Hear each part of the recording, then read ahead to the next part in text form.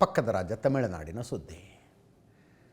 TVK ನೇತೃತ್ವದ ಮೈತ್ರಿಯಲ್ಲಿ ಅಸ್ತಿತ್ವಕ್ಕೆ ಬಂತು. ವಿಜಯ್ ಮುಖ್ಯಮಂತ್ರಿಯಾಗಿ ಪ್ರಮಾಣ ವಚನ ಸ್ವೀಕರಿಸಿದ್ದಾರೆ. ಸ್ವತಃ ತಮ್ಮ ಕ್ಷೇತ್ರದಲ್ಲೇ ವಿಧಾನಸಭಾ ಚುನಾವಣೆಗಳನ್ನು ಸೋತವರು ಮುಖ್ಯಮಂತ್ರಿ ಸ್ಟಾಲಿನ್. ಅವರ ಮಗ ಉದಯನಿಧಿ ವಿಪಕ್ಷ ನಾಯಕರಿಗಲ್ಲಿ.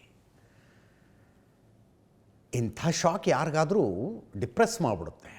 ಕೆಲವು ದಿನಗಳ ಕಾಲ ಆ ಮೂಡ್ನಲ್ಲಿ ಸ್ಟಾಲಿನ್ ಇದ್ದರು. ಈಗ ಹೊರಗಡೆ ಬರ್ತಾ ಇದ್ದಾರೆ, ಕಾರ್ಯಕರ್ತರನ್ನ ಭೇಟಿ ಆಗ್ತಾ ಇದ್ದಾರೆ, ಬೇರೆ ಬೇರೆ ಕಾರ್ಯಕ್ರಮಗಳಲ್ಲಿ ಭಾಗಿಯಾಗ್ತಾ ಇದ್ದಾರೆ. ಹೀಗೆ ಹೊರಗಡೆ ಕಾರ್ಯಕರ್ತರ ಜೊತೆ, ಪಕ್ಷದ ನಾಯಕರುಗಳ ಜೊತೆ ಮಾತನಾಡ್ತಾ ಇರುವಾಗ ಅವರೊಂದು ಪಾಯಿಂಟನ್ನು ಸ್ಟ್ರೆಸ್ ಮಾಡ್ತಾ ಇದ್ದಾರಂತೆ. ಈ ಸರ್ಕಾರ ಭಾಳ ದಿವಸ ಇರೋದಿಲ್ಲ. 2029 ಲೋಕಸಭೆ ಮತ್ತು ತಮಿಳುನಾಡಿನ ವಿಧಾನಸಭೆಗೆ ಮತ್ತೊಮ್ಮೆ ಒಟ್ಟೊಟ್ಟಿಗೆ ಚುನಾವಣೆ ನಡೆದ್ರೆ ಆಶ್ಚರ್ಯ ಪಡಬೇಡಿ ಅಂತಾರಂಥವ್ರು. ಸರ್ಕಾರ ಬಿದ್ದು ಹೋಗಿಬಿಡುತ್ತಿದ್ದು. Be prepared. ಅದು ಆ್ಯಕ್ಚುಲಿ ಅವರು ಮಾತನಾಡಿರುವ ವಾಕ್ಯ ನಮ್ಮ ಹತ್ರ ಇಲ್ಲ, ಬಟ್ ತಮಿಳು ಮಾಧ್ಯಮಗಳು ಮಾಡಿರುವ ಸುದ್ದಿ ಅದು. ಒಂದು ಮದುವೆ ಸಮಾರಂಭಕ್ಕೆ ಹೋದಾಗ ಹಿಂಗೆ ಕೂತ್ಕೊಂಡಾಗ ಮಾತಾಡ್ತಿದ್ರಂತೆ. ಎಲೆಕ್ಷನ್ ಬಂದುಬಿಡುತ್ತೆ, ಸರ್ಕಾರ ಭಾಳ ದಿವಸ ನಡೆಯೋದಿಲ್ಲ, ಬಿ ಪ್ರಿಪೇರ್ಡ್ ಅಂತಾರಂತೆ. ಬಟ್ ಒಂದು ಬಹಿರಂಗ ಕಾರ್ಯಕ್ರಮದಲ್ಲಿ ಮಾತನಾಡುವಾಗ ವಿಜಯ್ ಗೆಲುವನ್ನು ಅನಲೈಸ್ ಮಾಡಿದ್ರು ಅವರು. ನೋಡಿ, ನಾವು ತಮಿಳುನಾಡಿನ ಸ್ನೇಹಿತರು ಇವ್ರನ್ನ ಎಲೆಕ್ಷನ್ ಇದ್ದಾಗ ಕೇಳ್ತಾ ಇದ್ವಿ, ಏನಾಗುತ್ತೆ T V, because T V K was the only factor. T V K ಹೆಂಗೆ ಪರ್ಫಾರ್ಮ್ ಮಾಡುತ್ತೆ ಅನ್ನೋದ್ರ ಮೇಲೆ ಡಿ ಎಮ್ ಕೆನ AIADMKನ ಅನ್ನೋದು ನಿರ್ಧಾರ ಆಗುತ್ತೆ ಅನ್ನೋ ಪರಿಸ್ಥಿತಿ ಇತ್ತು. ಎಲ್ಲರೂ ಅನ್ಕೊಂಡಂಗೆ ನಾವು ಅನ್ಕೊಂಡಿದ್ವಪ್ಪ. ಅಲ್ಲಿನ ಸ್ನೇಹಿತರು ಏನಂತಿದ್ರು, ಅದು ಸಿನಿಮಾ ನಟ ಅನ್ನುವ ಕಾರಣಕ್ಕಾಗಿ ಜನ ನೋಡೋದಕ್ಕೆ ಸಾವಿರ ಸಂಖ್ಯೆಯಲ್ಲಿ ಸೇರ್ತಾರೆ. ಟಿ ವಿ ಕೆಗೆ ಕ್ಷೇತ್ರದಲ್ಲಿ ನಿಲ್ಲಿಸಬೇಕು ಅಂದರೆ ಸರಿಯಾದ ಕ್ಯಾಂಡಿಡೇಟ್ ಇಲ್ಲ, ಕ್ಯಾಂಡಿಡೇಟ್ಗಳೇ ಸಿಗ್ತಿಲ್ಲ ಅವರಿಗೆ ಮತಗಟ್ಟೆಯಲ್ಲಿ ಕೂಡಿಸೋದಕ್ಕೆ ಬೂತ್ ಏಜೆಂಟ್ರಿಲ್ಲ. ವಿಜಯ್ ಬರ್ತಾರೆ, ದೊಡ್ಡದೊಂದು ರ್ಯಾಲಿ ಮಾಡಿ ಹೋಗ್ಬಿಡ್ತಾರೆ. ಅದಾದ ಮೇಲೆ ಪಕ್ಷದ ಕಾರ್ಯಕರ್ತರು ಮನೆಗೆ ಹೋಗಿ ಓಟ್ ಹಾಕಿ ನಮ್ಮದು ಇಂಥದ್ದೊಂದು ಕ್ಯಾಂಡಿಡೇಟು, ಸಿಟಿ ನಮ್ಮ ಚಿಹ್ನೆ, ವಿಷುವಲ್ ನಮ್ಮ ಚಿಹ್ನೆ ಹೇಳೋದಕ್ಕೆ ಕಾರ್ಯಕರ್ತರಿಲ್ಲ ಅಂತ ಹೇಳ್ತಿದ್ರು. ಅದನ್ನು ನೋಡಿದಾಗ ಎಲ್ಲರೂ ಅನ್ಕೊಂಡಂಗೆ ನಾವು ಅನ್ಕೊಂಡಿದ್ವಿ, ಒಂದು 10-12 ಅಬ್ಬಬ್ಬಾ ಅಂದ್ರೆ ಏನೋ ಭಾಳ ಚೆನ್ನಾಗಾಗಿದೆ ಅಂದ್ರೆ ಒಂದು 20-25-30 ತನಕ ಬರಬಹುದು ಅಂತ. ಬಟ್ ಆಗಿದ್ದೇ ಬೇರೆ. ಬೂತ್ ಏಜೆಂಟ್ರಿಲ್ಲ, ಕೌಂಟಿಂಗ್ ಸೆಂಟರ್ನಲ್ಲೂ ಏಜೆಂಟ್ರಿ ಇರಲಿಲ್ವಂತವ್ರಿಗೆ. ನಾವು ಹೇಳಿದ್ದಲ್ಲ, ಅದನ್ನು ಸ್ವತಃ ಸ್ಟಾಲಿನ್ ಹೇಳ್ತಾ ಇದ್ದಾರೆ. ಇಂಥ ವಿಜಯ್ ಸೋಷಿಯಲ್ ಮೀಡಿಯಾ ಬಳಸಿಕೊಂಡು ಗೆದ್ದುಬಿಟ್ರು ಅಂತಾರೆ ಸ್ಟಾಲಿನ್. ಗೆದ್ದಿದ್ದಾರೆ, ಏನು ತಪ್ಪಲ್ಲ, ಬಟ್ ಸೋಷಿಯಲ್ ಮೀಡಿಯಾ ಬಳಸ್ಕೊಂಡು ಗೆದ್ದುಬಿಟ್ರು ಅಂತ. ದಿಸ್ ಈಸ್ ತಮಿಳುನಾಡಿನ ರಾಜಕಾರಣವನ್ನು ಅರೆದು ಕುಡಿದಿರುವ, ಮುಖ್ಯಮಂತ್ರಿಯಾಗಿ 5 ವರ್ಷ ಅಧಿಕಾರ ನಡೆಸಿರುವ ಮಾಜಿ ಮುಖ್ಯಮಂತ್ರಿ ಕರುಣಾನಿಧಿಯವರ ಸುಪುತ್ರನಾಗಿರುವ ಸ್ಟಾಲಿನ್ ಅವರು ಹೇಳ್ತಾ ಇರೋ ಮಾತು ಕೇಳಿಸ್ಕೊಳ್ಳಿ ಒಮ್ಮೆ. ಸೋಷಿಯಲ್ ಮೀಡಿಯಾ ಫೆನಾಮಿನಾ ಇದೆಯಲ್ಲ, ರಾಜಕೀಯ ಪಕ್ಷಗಳು ರಾಜಕೀಯದಲ್ಲಿ ಏನೋ ಮಾಡಬೇಕು ಅಂದ್ಕೊಂಡಿರೋರು ಗಂಭೀರವಾಗಿ ತೆಗೆದುಕೊಳ್ಳಬೇಕಾದ ವಿಷಯ ಅಂತ ಆಗಿದೆ ಈಗ. ಆ್ಯಕ್ಚುಲಿ ನರೇಂದ್ರ ಮೋದಿಯವ್ರ ಬಗ್ಗೆ ಅದನ್ನ ಹೇಳ್ತಾರೆ, ಸೋಷಿಯಲ್ ಮೀಡಿಯಾನ ಬಹಳ ಎಫೆಕ್ಟಿವ್ ಆಗಿ ಬಳಸ್ಕೊಂಡ್ರು ಸತ್ಯ ಕೂಡ ಹೌದದು. ಆದರೆ ನರೇಂದ್ರ ಮೋದಿಯವರ ಮೆಸೇಜನ್ನು ಮನೆ ಕನ್ವೆ ಮಾಡೋದಕ್ಕೆ ಒಂದು ಕೇಡರ್ ಇತ್ತು, ಒಂದು ಸಿಸ್ಟಮ್ ಇತ್ತು. ನೀವು ಪ್ರಧಾನಿ ನರೇಂದ್ರ ಮೋದಿಯವರು ಗುಜರಾತಿನ ಮುಖ್ಯಮಂತ್ರಿಯಾಗಿ ಬಂದಾಗಿನ ಪರಿಸ್ಥಿತಿ ನೋಡಬೇಕು. He was air dropped, parachuted. ಯಾವ ಸಂದರ್ಭ ನಿಮಗೆ ಗೊತ್ತು, ತುಂಬ ಸಲ ಮಾತಾಡಿದ್ವಿ ಅದರ ಬಗ್ಗೆ. ಕಚ್ ಭೂಕಂಪ, BJP ಸರ್ಕಾರದ ಬಗ್ಗೆ ದೊಡ್ಡದೊಂದು ಅಸಮಾಧಾನದ ಅಲೆ. ಮುಖ್ಯಮಂತ್ರಿ ಬದಲಾವಣೆ ಮಾಡಿದರೆ ಸರಿ ಹೋಗ್ಬೋದು ಅಂತ ತಂದು ಕೂಡಿಸ್ಬಿಟ್ರು ನರೇಂದ್ರ ಮೋದಿ ಅವರನ್ನು. ಅಲ್ಲಿ ತನಕ ಅವರು ಗ್ರಾಮ ಪಂಚಾಯತ್ ಚುನಾವಣೆಗೂ ನಿಂತವರಲ್ಲ. ಅದಾದ ಮೇಲೆ ಗೋಧ್ರಾ ಹತ್ಯಾಕಾಂಡದ ನಂತರ entire main stream media, news ಚಾನಲ್ಗಳು, ನ್ಯೂಸ್ ಪೇಪರ್ಗಳು ಎಲ್ಲವೂ ನರೇಂದ್ರ ಮೋದಿ ವಿರುದ್ಧ ಇದ್ದಾಗ ಅವರು ಚುನಾವಣೆ ಗೆದ್ದುಬಿಟ್ರು ಅಂತ.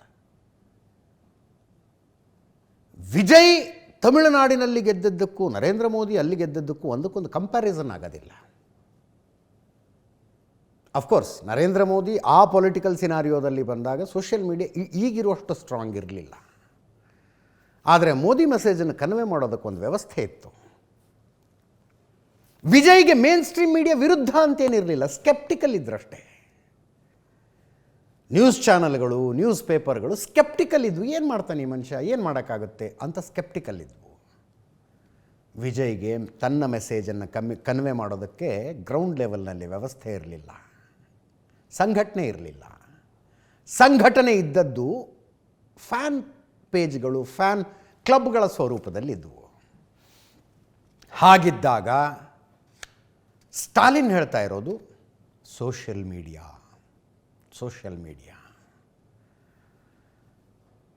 ಫೇಸ್ಬುಕ್ಕು, ಇನ್ಸ್ಟಾಗ್ರಾಮು, ಯೂಟ್ಯೂಬ್ಗಳೇ ಗೆಲ್ಲಿಸಿಬಿಟ್ವು ಅಂತ. ಆ ಕಾರಣಕ್ಕಾಗಿ ಇದೊಂದು ಪ್ರತ್ಯೇಕವಾದ ಕೇಸ್ ಸ್ಟಡಿ ಆಗುತ್ತೆ. ಕರ್ನಾಟಕದಲ್ಲಿ ಕೆಲವು ಕ್ಷೇತ್ರಗಳಲ್ಲಿ ಸೋಷಿಯಲ್ ಮೀಡಿಯಾಗಳ ಇಂಪಾರ್ಟೆಂಟ್ ರೋಲ್ ಪ್ಲೇ ಮಾಡಿದ್ದಾವೆ. ಹೇಳಿದರೆ ನಿಮ್ಗೆ ಅರ್ಥ ಆಗ್ಬಿಡುತ್ತೆ ಯಾರು ಅಂತ. ಈ ಸಿನಿಮಾ ಸ್ಟೈಲಿನ ಭಾಷಣಗಳು, ಯಾವುದೋ ಹಳ್ಳಿಯಲ್ಲಿ 500-600 ಜನ ನಿಲ್ಲಿಸಿಕೊಂಡು ಸಿನಿಮಾ ಹೀರೋದ ರೀತಿ ಡೈಲಾಗ್ ಹೊಡೆದು ಎಲೆಕ್ಷನ್ಗೆ ಗೆದ್ದುಬಿಡೋದು ಕ್ಷೇತ್ರವಾರು ಆಗಿದ್ದಾವೆ. ಬಟ್ ತಮಿಳುನಾಡಿನಲ್ಲಿ ಆಗಿರೋದು ಒಂದು ಸರ್ಕಾರ ಹೋಗಿ ಇನ್ನೊಂದು ಸರ್ಕಾರನೇ ಬಂದುಬಿಡೋದು. ಸ್ಟಾಲಿನ್ ಅವರ ರೀಡಿಂಗ್ ಪ್ರಕಾರ it is because of social media.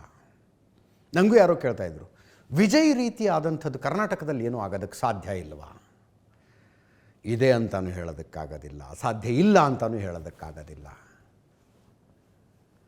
Already established ರಾಜಕೀಯ ಪಕ್ಷಗಳಿಂದ ಬೇಸತ್ತಿರುವಂಥ ಇನ್ನೊಂದು ವ್ಯವಸ್ಥೆ ಹುಟ್ಟಿಕೊಂಡು ಮತ್ತೊಬ್ಬ ನಾಯಕನ ನೇತೃತ್ವದಲ್ಲಿ ಒಂದು ಸಂಚಲನ ಮಾಡೋದಕ್ಕಾಗೋದಿಲ್ವಾ ಕರ್ನಾಟಕದಲ್ಲಿ ಅಂತ. ತಮಿಳುನಾಡಿನಲ್ಲಂತೂ ಆಗಿದೆಯಪ್ಪ. ಒಂದು ವಿಷಯ ಏನು ಅಂದರೆ, ಅಲ್ಲಿ ಇದ್ದಷ್ಟು ಸಿನಿಮಾ ಕ್ರೇಜ್ ನಮ್ಮಲ್ಲಿಲ್ಲ.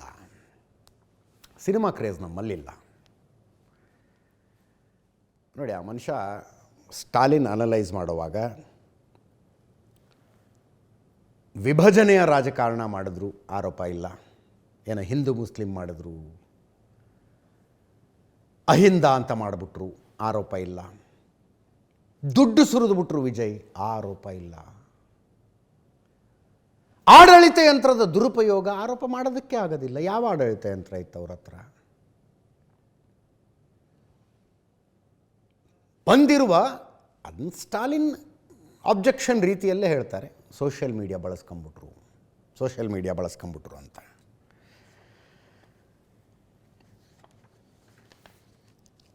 ವಿಜಯ್ ಬೂತ್ ಏಜೆಂಟರ್ಗಳನ್ನು ನೇಮಿಸಿಲ್ಲ, ಮತ ಎಣಿಕೆ ಏಜೆಂಟ್ಗಳ ನೇಮಕ ಕೂಡ ಮಾಡಿಲ್ಲ. ಅಂಥ ಜನರು ಇವತ್ತು ಯಶಸ್ವಿಯಾಗಿದ್ದಾರೆ, ಸಿಕ್ಕ ಅವಕಾಶ ಬಳಸ್ಕೊಂಡು ಬಂದಿದ್ದಾರೆ. ಅಂಥ ವ್ಯಕ್ತಿ ಇವತ್ತು ಗೆಲ್ತಾನೆ ಅಂತ ನಾನು ಭಾವಿಸಿರಲಿಲ್ಲ. ಅವಕಾಶ ಬಳಸಿಕೊಂಡು ಟಿವಿಗೆ ಬಂದಿದೆ, ಅದು ತಪ್ಪಲ್ಲ. ಆದರೆ ಅದೇನು ಏನಾಯಿತು ಅನ್ನೋದು ಸೋಷಿಯಲ್ ಮೀಡಿಯಾದಲ್ಲಿದೆ. ಸೋಷಿಯಲ್ ಮೀಡಿಯಾ ಒಂದು ಮೀಡಿಯಾ ಆಗಿದೆ, ಅದನ್ನು ಹೆಚ್ಚು ಬಳಸುವುದು ದುಃಖಕರ ಅಂದರು ಅವರು.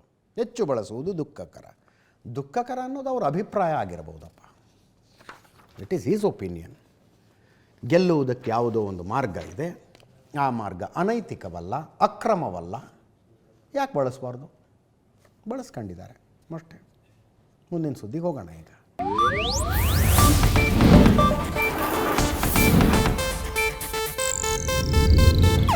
ಇದು ಏಷ್ಯಾನೆಟ್ ನ್ಯೂಸ್ ನೆಟ್ವರ್ಕ್ ಪ್ರಸ್ತುತಿ.